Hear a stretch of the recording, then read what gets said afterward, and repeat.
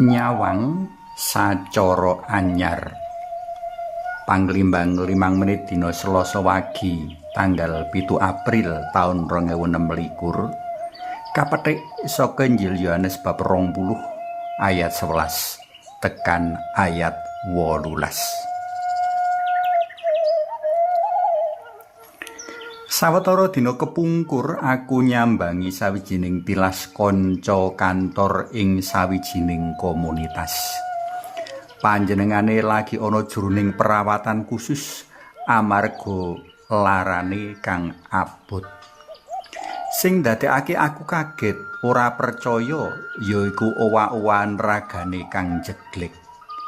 Biyen sedulur iki pawakane gedhe, dhuwur tur dempal. Saiki rikala nandhang lara, awake dadi kuru, ireng lan pucet. Bejo aku isih bisa ngenali saka suarane. Nadyan mengkono, sairing lumakune pirembugan, aku wiwit ngenali meneh kancaku iki kaya kang dak kenali dek isih sak kantor biyen. Babaran cecala sajak bisa kanggo pancatan panglimbang kita dina iki. Maria Magdalena kang dina iki isih dadi paraga penting alias seksi jroning prastawa wungu dalem Gusti, sajake uga ora luput karo pengalaman pangling, kepara malah ora kenal karo Gusti Yesus. Rikala ngadepi kubur kotong kang ana pikirane amung prasangka ala marang liyan. Mesti ana wong kang duwe karep ora becik marang jisim wong kinasihe mau. Kanggo mujudake karepe mau, wong ala mau banjur nyolong jisime Gusti Yesus. Marga dikuasani pikiran kaya mengkono mau, prasapa lan katerangane malaikat loro kang ana njeron kubur ora kamangerteni kanthi becik. Dhewe isih cengungak-cengungu nggoleki mbok menawa jisime Gusti Yesus sarta wong kang nyolong isih ana sakiwa tengen makam. Mula rikala Gusti Yesus aruh-aruh panjenengane dikira maling. Pikiran bab Gusti Yesus kang ilang sarta anane maling ndadekake Maria Magdalena ora setiti marang paraga kang nembe aruh-aruh mau.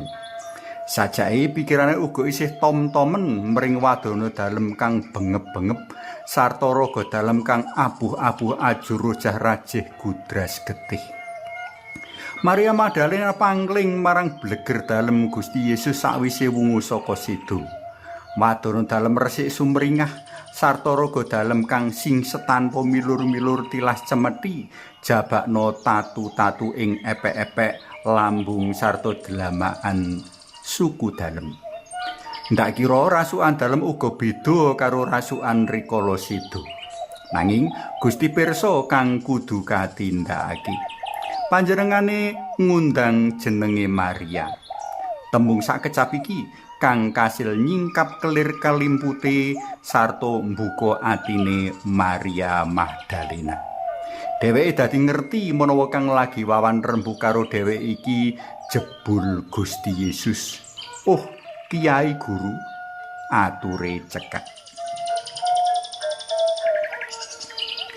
Para tresna pelem kinasih, aja gampang kebrongot, aja gampang bingung, aja gampang giruh. Kabeh kudu kaadepi kanthi pikiran wening lan sareh. Sajake pamrayoga iki kang bisa kita dudut saka waosan dina iki kejaba piweling amrika ta kudu percaya 100% menawa Gusti Yesus pancen temen-temen wis wungu saka sedo kaya kang mawali-wali kapratelakake. Tansah gregut para antikristus padha martakake Gusti kang ora sedo. Sangsara wae ora apa meneh nganti sedo, sedo wae cek ora apa meneh nganti wungu saka sedo. Sapa kang gampang bingung bakal radunung.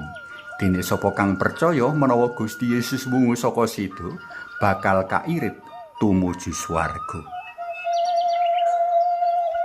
Suwawi sami munjuk kunjungasmu dalam Yang Rama Sang Yang Putra Tuwin Yang Roh Suci. Amin.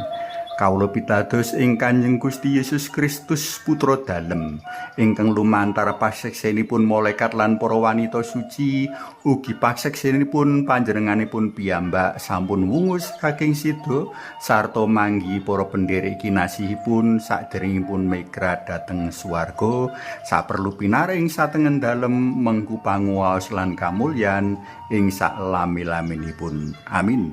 Kunjung asma dalem yang Rama so yang Putra tuwin yang Roh Suci. Amin.